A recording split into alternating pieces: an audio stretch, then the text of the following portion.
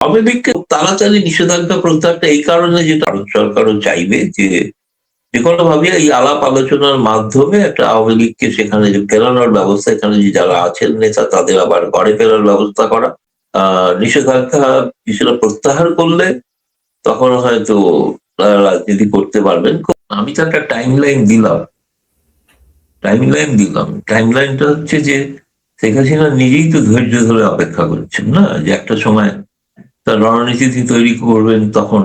এবং নিশ্চিতভাবে দেখো, বাংলাদেশের রাজনীতি থেকে আওয়ামী লীগকে মুছে দেওয়া যাবে না, এটা যে যাই ভেবেই বা বলুক।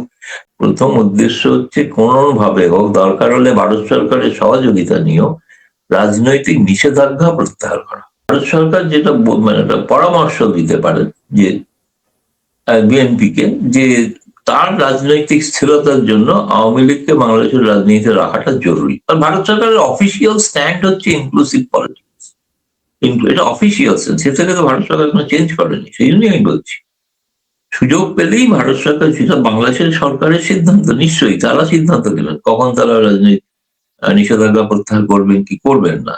কিন্তু একটা বৃহত্তর রাজনৈতিক দলকে ক্ষমতা নয় মানে সমাজের বাইরে রাখলে সেটার ফলটা সমাজে আলাদা হবে না, অসন্তোষ তৈরি হতে পারে। বাংলাদেশের তারেক রহমান সরকার চাইছে যে তাদের যে তোমাদের ওগুলো স্থানীয় সরকারের যে নির্বাচন, এই স্থানীয় সরকারের নির্বাচনটা হওয়া পর্যন্ত নিষেধাজ্ঞা তুলতে চান না। তার কারণে যেটা আমি এখান থেকে বসে যেটুকু ফিডব্যাক পেয়েছি, এই কারণেই তুলতে চান না যে নিষেধাজ্ঞা উঠলে আওয়ামী লীগ সরাসরি সেই রাজনীতি নির্বাচনে অংশগ্রহণ করবে। কিন্তু যদিও আমি জানি যে সেই বোধহয় এই নির্বাচনগুলো দলীয় প্রতীকের হয় না, তো এখন দলীয় প্রতীকের না হলে স্বতন্ত্রভাবে অনেকেই করতে পারে, কিন্তু আওয়ামী লীগের নামে নয়। আমার মনে হয় সেই সময় পর্যন্ত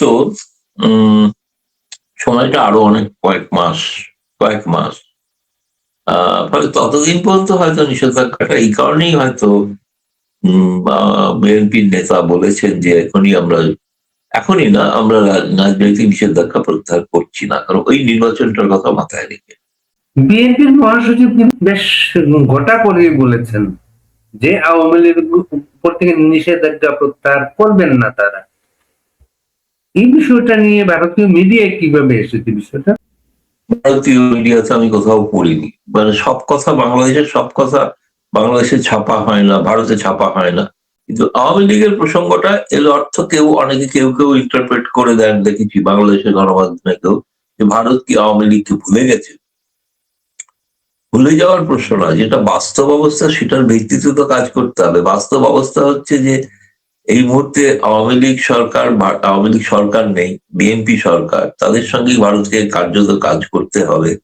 সেটা পছন্দ অপছন্দকে বাইরে রেখেই এখনো পর্যন্ত এমন কোন ঘটনা তারেক রহমান সরকার মানে ভারতের কাছে বিব্রত হওয়ার মতো ঘটনা এর মধ্যে ঘটেনি। এবং সবচেয়ে গুরুত্বপূর্ণ ঘটনা, যেটা বাংলাদেশে ব্যাপক এই মুহূর্তে খুব প্রশংসিত হচ্ছে, প্রচারিত হচ্ছে, সেটা হচ্ছে এই 1 মাস তারেক রহমানের 1 মাসে সীমান্তে একটাও হত্যা হয়।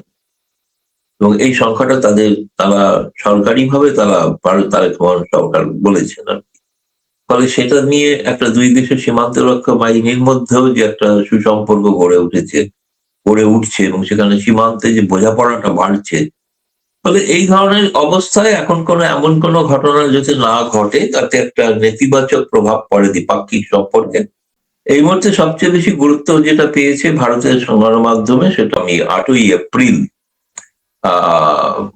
বাংলাদেশের পররাষ্ট্রমন্ত্রী খলিলুর রহমান ভারতে আসছেন। সেখানে ভারতের পররাষ্ট্রমন্ত্রী জয়শঙ্করের সঙ্গে তার একটা দ্বিপাক্ষিক বৈঠক হওয়ার কথা আছে। কারণ সেখান থেকে এরা যাবেন হচ্ছে এবারে মরিশাসে ওই ইন্ডিয়ান ওশান রিম অর্গানাইজেশনের যে বৈঠকটা, মিনিস্ট্রিয়াল পর্যায়ের বৈঠক, সেটা মরিশাসে হবে। সেই মরিশাসে বৈঠকে যাওয়ার আগে তিনি ভারত হয়ে যাবেন এবং ভারতে এলে তখন ভারতে তার ফর্মালি একটা কথাবার্তা হবে। এখন পর্যন্ত এই, এবং এর মধ্যে তো কতগুলো, যেটা বাংলাদেশের নিযুক্ত হাই কমিশনার রিয়াজ হামিদুল্লাহ অনেকদিন পর তিনি ভারতের পররাষ্ট্রমন্ত্রীর সঙ্গে সাক্ষাৎ করেছেন এবং একই সঙ্গে তিনি বাণিজ্য মন্ত্রী পীযূষ গোয়েলের সঙ্গে সাক্ষাৎ করেছেন। বাংলাদেশে এই সময় গণমাধ্যমগুলো বন্ধ ছিল বলে হয়তো খবরাখবর সঠিকভাবে সবকিছু প্রকাশিত হয়নি। ভারতে এগুলো কিছু কিছু প্রকাশিত হয়েছে এবং বাণিজ্য মন্ত্রীর সঙ্গে দেখা করার অর্থ হচ্ছে যে বাণিজ্য সম্পর্ক পুনরায় স্বাভাবিক করার একটা উদ্যোগ। ভারত বাংলাদেশ সম্পর্কের ওপরই এখন এই মুহূর্তে ভারত বাংলাদেশ উভয় সরকার সেদিকেই নজর দিচ্ছেন, সেটা আছেন। ভারতের সাধারণ মানুষের কাছে মাঝে শেখ হাসিনার তিনি জনপ্রিয়তা এতটাই জনপ্রিয়, ভারত সরকার চাইলেই কোনোদিন শেখ হাসিনাকে বাংলাদেশে ফেরত করতে এই পারবে না। বিষয়ে তো আমি অনেক জায়গাতেই বলে থাকি এবং ভারতের ৮০% মানুষ তারা আওয়ামী লীগকে পছন্দ করে, বঙ্গবন্ধুকে শ্রদ্ধা করে এবং বঙ্গবন্ধুর জন্মদিন তো ঘটা করে মানে দিল্লিতে পালিত হয়, আমাদের জাতীয় প্রেস ক্লাবে পালিত হয়েছে। তো কারণ সেখানে একমাত্র বঙ্গবন্ধুর দীর্ঘ একটি প্রতিকৃতি আছে, আমরা সযত্নে রেখেছি সেটা। কোনো দাবি কেউ দাবি করলেও সেই প্রতিকৃতি ওখান থেকে সরানো হবে না, সবসময় ওটা থাকবে চিরস্থায়ী। এটা দ্বিতীয় আমরা ৩২ নম্বর বলে থাকি, কারণ সিঁড়িতে আমরা ছবিটা রেখেছি। যারা এসেছিলেন সম্প্রতি আওয়ামী লীগ নেতারা, তারা সেই সিঁড়িতে দাঁড়িয়ে তারা বঙ্গবন্ধুর প্রতি শ্রদ্ধা জানিয়ে ছবি তুলে তারা গেছেন। এবং যারাই আসে বাংলাদেশের যারা, তারা সকলেই ওখানে আসেন। আর বলছি সেটা সব রকম সব দলেরই, মানে সব পক্ষের লোকেরা, মানে জামায়াত শিবিরের কথা বলছি না, কিন্তু যারা আওয়ামী লীগ নন এমন অনেক মানুষও আসেন আর কি, যারা রাজনীতি যারা আসতে পারেন। তো তুমি যেটা বললে সেটা এটা এই পারসেপশনটা ইউনুস আমলে ঘটেছে। দেখো আমাদের ভারতের পার্লামেন্টে একটা জবাবে বলা হয়েছে যে এই সময় ইউনুস আমলে ৩১০০ হিন্দুদের উপর অত্যাচারের ঘটনা ঘটেছে, ৩১০০। এই ঘটনাটা প্রথমে তো ইউনুস সরকার যেগুলো অস্বীকার করতো না, যেগুলো বাড়িয়ে বলা হচ্ছে, ভারতের পার্লামেন্টে তো বাড়িয়ে বলার কিছু থাকে না, সেখানে তো সঠিক তথ্যের ভিত্তিতে বলা হয়। ঘটনাগুলো তাদের লিপিবদ্ধ থাকে, বাংলাদেশের যে ভারতীয় হাই কমিশন আছে তারা তথ্য পাঠায়, তার ভিত্তিতে হয়ে থাকে। তো সেই ফলে একটা গোটা ভারতের পারসেপশন আছে এবং এটা ঘটনা যে হিন্দুদের প্রতি খুব অত্যাচার করা হয় বেশ, কিন্তু হিন্দুর সঙ্গে সঙ্গে যে আওয়ামী লীগ পন্থী যারা আছেন বা আওয়ামী লীগ সাধারণ কর্মী যারা মুসলিম ধর্মাবলম্বী তাদের উপর অত্যাচার হয়। তো সেটার থেকে এখানে প্রচারটা বেশি হয় যে হিন্দুদের উপর, হিন্দু যেহেতু হিন্দু ধর্মাবলম্বী মানুষের সংখ্যা ভারতে বেশি, সর্বাধিক। আর জনপ্রিয়তা তুলে দিতে পারবে কি পারবে না সেটা পরের কথা। তুলে দেওয়ার প্রশ্নটা তো হচ্ছে ওটা আইনি প্রশ্ন, ওটা আইন ভিত্তিক, আইনে বন্দি প্রত্যর্পণ চুক্তি, যেটা ইউনিট সরকার এসেও সেই চুক্তিটা বাতিল করেননি, নতুন চুক্তি করার চেষ্টা করেননি। ফলে যে চুক্তিটা রয়ে গেছে শেখ হাসিনার সময় তৈরি করা, সেই চুক্তিটার ভিত্তিতেই সমস্ত যাবতীয় সিদ্ধান্ত হবে। আর এটা ঘটনা যে ভারতের মানুষ, ভারতের ব্যুরোক্রেসি বলো, ব্যুরোক্রেসিতেও কথা বলে দেখেছি, বলেছি না তিনি আমাদের অত্যন্ত প্রিয় পাত্র এবং আমরা সেই সময় ভারতের সঙ্গে তার যে সম্পর্ক করার ক্ষেত্রে তিনি যে ভূমিকা পালন করেছিলেন, যেটাকে বাংলাদেশিরা প্রচার করে বা জামায়াতিরা প্রচার করে ভারতের প্রতি আত্মসমর্পণ, তারা কিন্তু এখন কোনো প্রশ্ন আর করেন না যে চীনের হাতে তুলে দেওয়াটা আত্মসমর্পণ কিনা বা আমেরিকার সঙ্গে বাণিজ্য চুক্তি করাটা আত্মসমর্পণ কিনা, যেটা বাংলাদেশের পত্রপত্রিকায় সমালোচনা হচ্ছে যে, তাই না? সেটা আত্মসমর্পণ নয়, সেটাতে ইউনূস আত্মসমর্পণ করে গেছেন, বাকি সবাই এখনো সবাই সেটা মেনে নিচ্ছে, মানতে বাধ্য, মানতে বাধ্য, না মানলে আমেরিকা আবার একটা রেজিম চেঞ্জ করে দেবে। আমেরিকার কথা শুনে থাকতেই হবে, কোনো উপায় নেই। সেটা তো শেখ হাসিনা করেননি। শেখ হাসিনা আমেরিকার কথা শুনলে তাকে ক্ষমতা থেকে যেতেই হতো না, মহা আনন্দে রাজত্ব করে যেতে পারতেন। ওই গণতন্ত্র না, ওই আমেরিকা ভুলে যেত যদি শেখ হাসিনা আমেরিকার সঙ্গে এই চুক্তিটা করে দিত। ওই কোথায় গণতান্ত্রিক মানবাধিকার লঙ্ঘন হচ্ছে যেগুলো এখন ঘটছে, সেগুলো নিয়ে আমেরিকা যেমন নীরব, কোনো কথা বলে না। শেখ হাসিনা যদি মেনে নিতেন তাহলে তখনও নীরব থাকতো।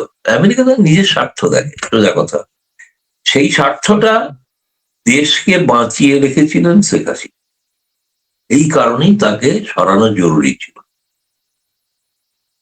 সেই কথাটা ভারতীয়রা বিশ্বাস করে।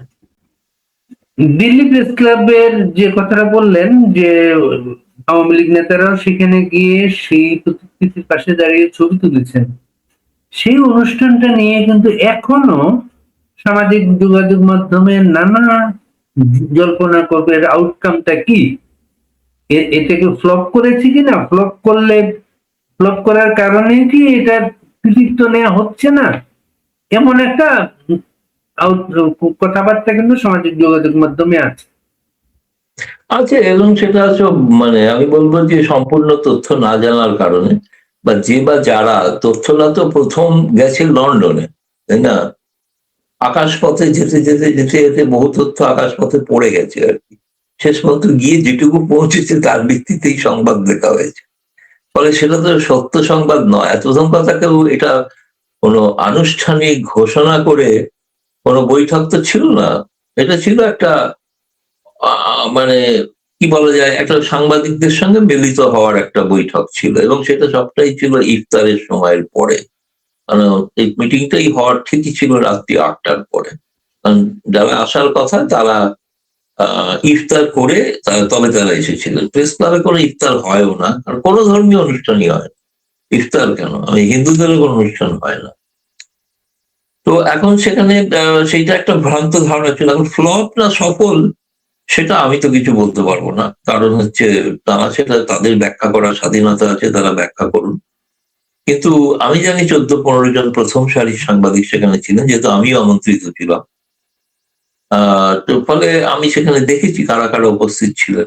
যাদের সকলের ছবি ওঠেনি, তারা তো চিনতে পারেননি অনেককে। ছবিতে যারাও আছেন, ছবিতে বিবিসির সাংবাদিক আছেন, ছবিতে টাইমস অফ ইন্ডিয়ার সাংবাদিক আছেন, কিন্তু তাদের কথা তো ছাপাও হলো না, বাচ্চা চেনেন না বলে আর কি, সেটা তাদের দুর্ভাগ্য। কিন্তু তাদেরকে ব্রিফ করা হয়েছে এখান থেকে ইন্ডিয়া টুডে ছিল, কিন্তু ইন্ডিয়া টুডে কে আমন্ত্রণই জানানো হয়। কারণ ইন্ডিয়া টুডে একটা টেলিভিশন চ্যানেল, এখানে মূলত প্রিন্টের লোকেরা ছিল। হিন্দুস্তান টাইমস, হিন্দু, এদের সঙ্গে কারোর সঙ্গে তারা কথা বললেই জানতে পারবে। কিন্তু তারপরে ধরো টাইমস অফ ইন্ডিয়া বললাম, ইন্ডিয়ান এক্সপ্রেস, আনন্দবাজার পত্রিকা, একটা টেলিভিশন ছিল নেটওয়ার্ক 18-এ। সে কারণ সে বাংলাদেশ এবং পররাষ্ট্র মন্ত্রণালয় কভার, এখানে ডিপ্লোম্যাটিক এডিটররা ছিলেন, যেরকম বাংলাদেশে আছে না ডিক্যাব, সেরকম আর কি। তারা ছিলেন উপস্থিত।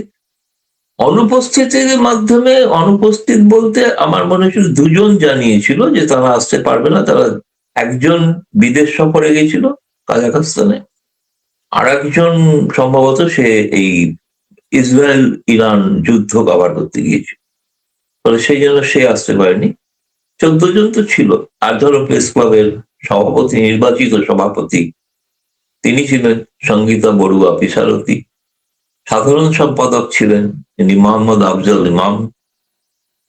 এছাড়া প্রেস ক্লাব অফ ইন্ডিয়ার যারা ম্যানেজিং কমিটির সদস্য, তাদের অনেকে ছিলেন। সব মিলিয়ে সেটা সংখ্যাটা প্রায়, আমি বলছি সাংবাদিক হিসেবে ধরলে 14-15, প্রেস ক্লাবকে ধরে নিলে জনা 20।